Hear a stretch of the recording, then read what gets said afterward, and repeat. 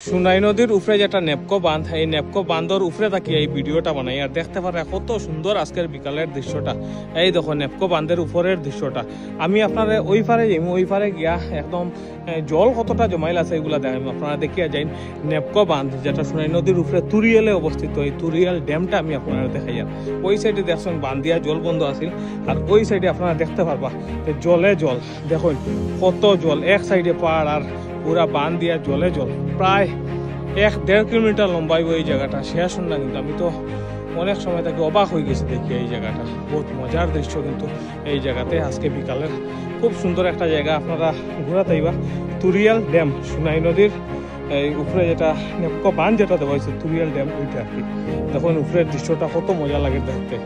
আজকে প্রথমবারের মতো আইছি, আবারও দেখাই দেয় ওই সাইডের দৃশ্যটা, আপনারা দেখিয়া যায় কত সুন্দর এই দৃশ্যটা।